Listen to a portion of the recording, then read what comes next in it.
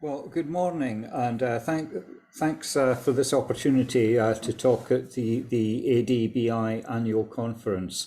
I'll just say I'll be doing this from the perspective of the Intergovernmental Panel on Climate Change. And just to say, it's a slightly awkward time for us because COP26 has completed, but the Working Group 3 report on mitigation, which has just been sent to governments, is not due to be approved till next March. So unfortunately, I cannot really talk about the content of that. So let me base the following remarks on what we have achieved so far in the 6th assessment cycle of IPCC. So first of all, what I'd like to flag, although I'm not a physical scientist, I think it's important to remember the conclusions that our physical science colleagues in Working Group 1 came out with earlier this year in August when they produced the science report. So I think there were three big conclusions from that report. The first one was that it was absolutely unequivocal, a very strong word, that human influence has warmed the atmosphere, the ocean and the land. And going with that, the second message says that we can already see widespread impacts of climate change on human systems and ecosystems. It is really both the physical science, the physical impacts in the atmosphere and the impacts are unequivocal. And I think the final conclusion is that unless we take really urgent action and change the course of emissions and get them down quickly, then we will pass 1.5 degrees warming, probably at some point in the 2030s, or even the early 2030s. So very, very strong conclusions from Working Group 1, which Working Group 2 on impacts and Working Group 3 on mitigation can follow up on. I should say our Working Group 1 colleagues are also very proud of the progress they've made in understanding the impacts of climate change at a regional level as well as the overall global level. So the last IPCC report that took a fairly comprehensive look at mitigation was the special report on global warming of 1.5 degrees that came out just over 3 years ago. And it really was driven by Article 2 of the Paris Agreement, which talks about holding the increase in global average temperature to well below 2 degrees and pursue efforts towards 1.5.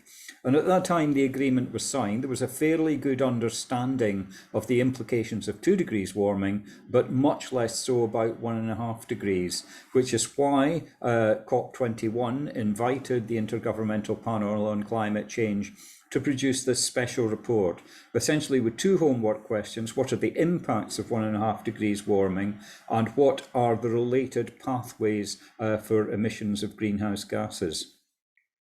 So again, not my area of expertise primarily, but on the first homework question on the impacts of 1.5 degrees warming, this is one of the classic so-called burning embers diagrams that IPCC has been producing the last couple of reports, which show the level of risk for different kinds of systems associated with different levels of warming.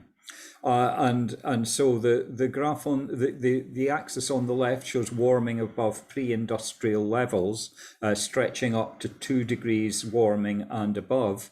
And the grey bar that goes along the centre of the screen is basically where we were in the decade 2006 to 2015.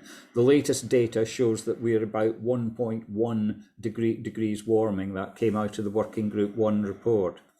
So you can see the risks really start to rise for certain types of systems, and we're already seeing thresholds being crossed for some systems. So warm water corals on the left, they are already at risk. We're already losing them because of the existing levels of global warming. And in fact, they will all be gone if we get 2 degrees warming, though maybe about a quarter would survive at 1.5 degrees. The other areas where we can see important changes taking place around between the 1.5 degree, 2 degree threshold, the Arctic region, and there's the question of how many winters we get an ice-free Arctic. About once a decade, once a century under 1.5 degrees.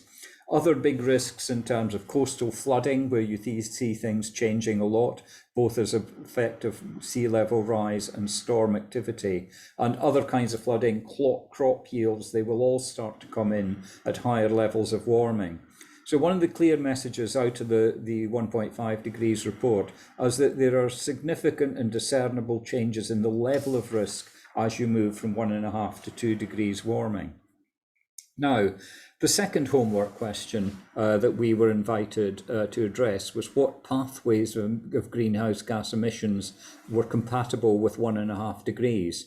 And the colleagues more from the Working Group 3 world found about just under 100 published scenarios in the published literature that were compatible with 1.5 degrees warming. And the left-hand panel of this graph shows the range of carbon dioxide emission trajectories that would be associated with limiting warming to 1.5 degrees, with a limited amount of overshoot. Some overshoot would probably need to take place, bringing temperatures back again by the end of the century. The grey part of the left-hand curve shows what happens in scenarios where you allow an overshoot of more than about 0.1 degrees. So the big messages that came out at that time, and we will be addressing this again in the Working Group 3 report, is that emissions of carbon dioxide, because they accumulate in the atmosphere, would need to reach net zero to stabilise global warming. And that net zero time would have to be roughly in the middle of the 21st century if warming were to be limited to 1.5 degrees. Now that has implications in the shorter term as well, because there was a message that in the middle of the scenario range that emissions of CO2 would need to fall by about 45% by 2030 in order to be compatible with a long-term path towards warming of 1.5 degrees. Now, carbon dioxide is not the only greenhouse gas. Methane emissions, which have a much shorter life in the atmosphere, have received a lot of attention recently. And in the scenarios compatible with 1.5 degrees, there are also significant reductions in methane emissions, especially in the nearer term, in order to bring us compatible with 1.5 degrees. Emissions of black carbon, emissions of nitrous oxides also need to fall, nitrous oxides being primarily associated with agriculture and the use of fertilizers. So net zero for CO2, big reductions in the other greenhouse gases. Now, another message that came out of the 1.5 degrees report was that there was more than one way up the mountain, as it were. There were different mitigation portfolios compatible with limiting warming to 1.5 degrees. So this shows what 4 so-called illustrative pathways that we pulled out. The solid blue lines there represent net carbon dioxide emissions, all reaching net zero about mid-century in each pathway. The grey part represents emissions from fossil fuels and industry. The orange part, emissions or sinks from agriculture, forestry and other land use. And the yellow part, slightly more controversially, sinks associated with bioenergy combined with carbon capture and storage. And I'll come on to the implications of that in further on. But just to say, it's basically showing a trade-off. If we act early, and this is a scenario that presumes lower demand for energy and perhaps some agricultural products as well, then you can avoid the use of more controversial technologies like bioenergy with carbon capture and storage.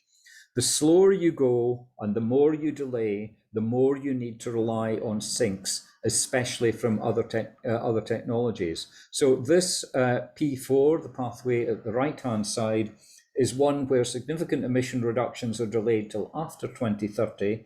You still reach 1.5 degrees, albeit with a high overshoot, but the price you pay for that is a very big deployment of technologies like bioenergy with carbon capture and storage. Now, are we on a pathway are we on track for these pathways? The answer quite simply is not. This is from the UNFCCC review, which took place earlier this year. covering nationally determined contributions as submitted up till the end of July. And clearly we've made a lot of progress since the Paris Agreement and the first intended nationally determined contributions in 2016. Emissions now might be roughly level over the next decade as a result of the commitments countries have made, which is definitely an improvement on where we were 5 years ago. But as you can quite see, this is nowhere near the 45% reductions that would be needed to limit warming to 1.5 degrees.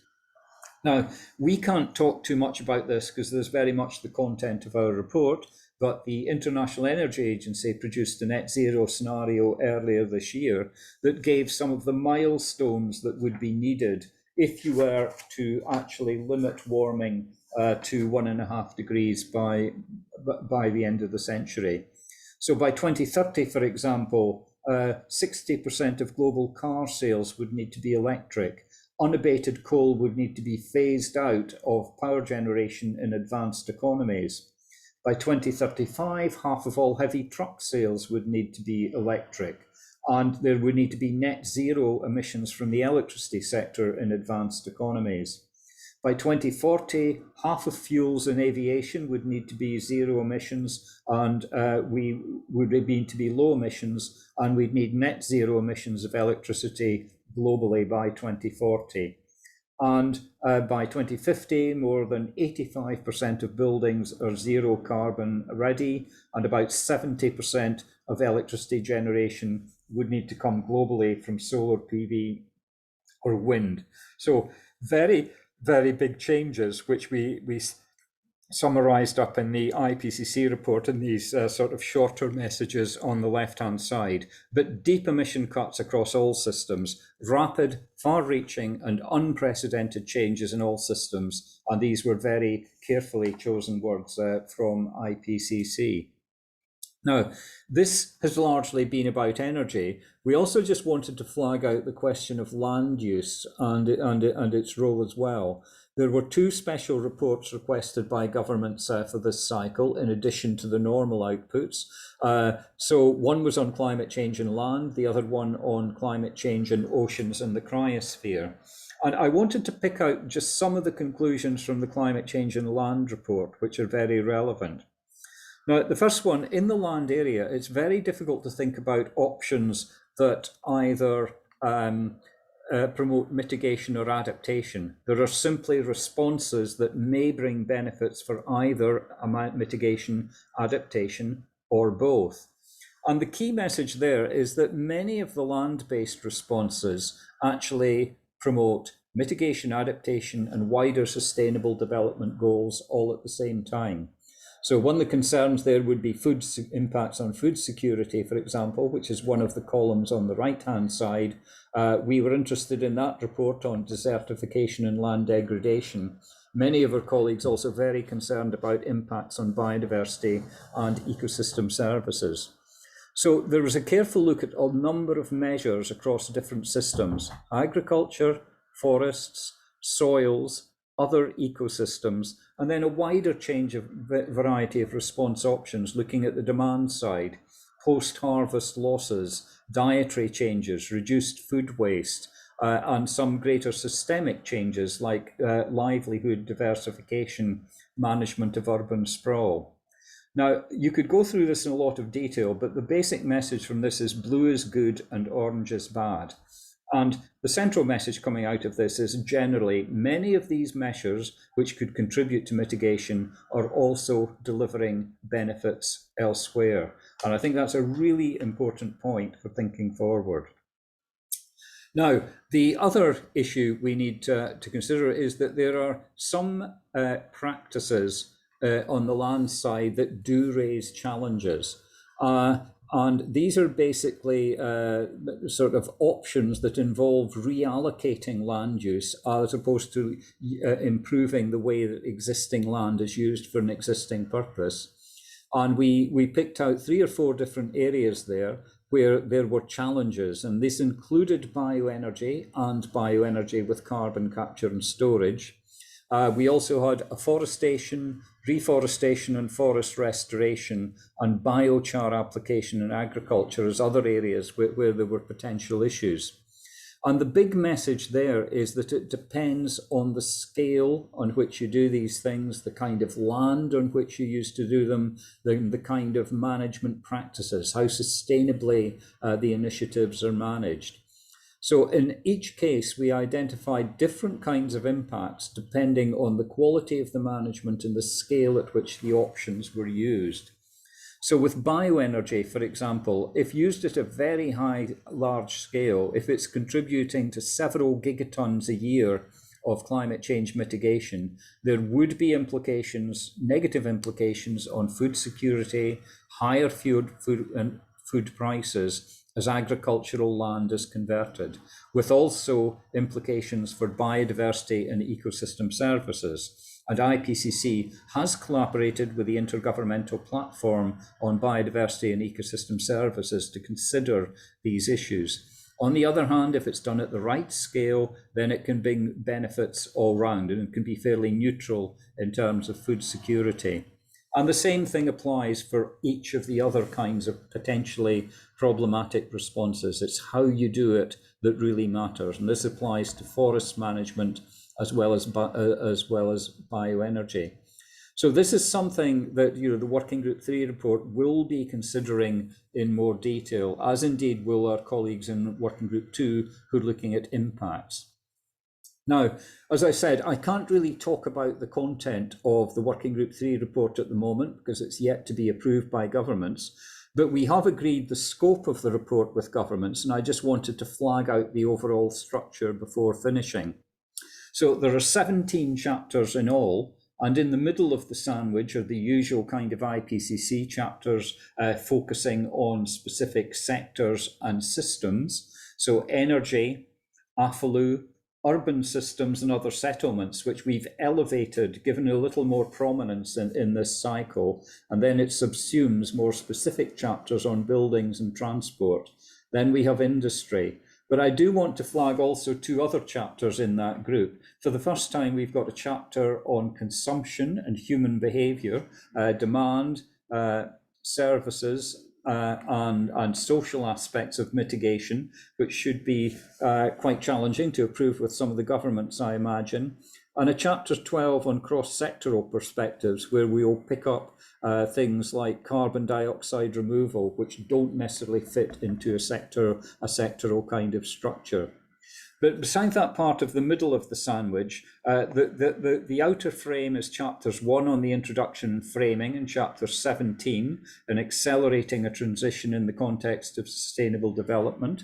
And that really sets up the framework. We really have brought sustainable development context to the foreground in the report.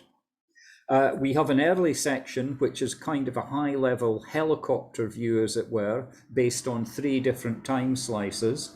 So something looking at emission trends and drivers, what has been happening since the 5th assessment report came out, what's been driving it. A chapter 3, which looks out to 2100, the long-term thing, where we've collaborated all with our colleagues in Working Group 1. That covers issues like cumulative carbon dioxide, timing of net zero. And a chapter 4, it was suggested by governments we take a look at the closer term as well, up to 2030 and 2050. So mitigation and development pathways in the near to mid-term, which will be considering the NDCs and the Paris Agreement pledges.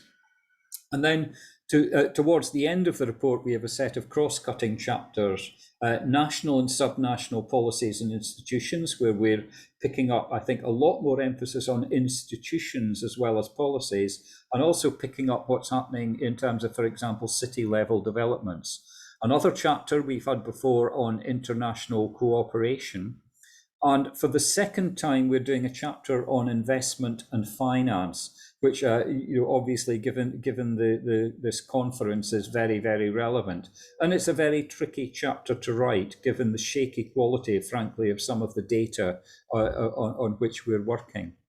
And then for the first time in IPCC, again, a dedicated chapter on innovation, technology development and transfer. So it's a fairly comprehensive report, and we have just sent the whole lot to governments to look at, and we have also sent them a final draft of the summary for policymakers on which they will be providing comments. So I hope that's provided a fairly good overview of where IPCC is at the moment. I deeply regret not being able to talk to you about the details, but I certainly hope that within the next few months we will be in a position to do that. Thank you very much for your attention.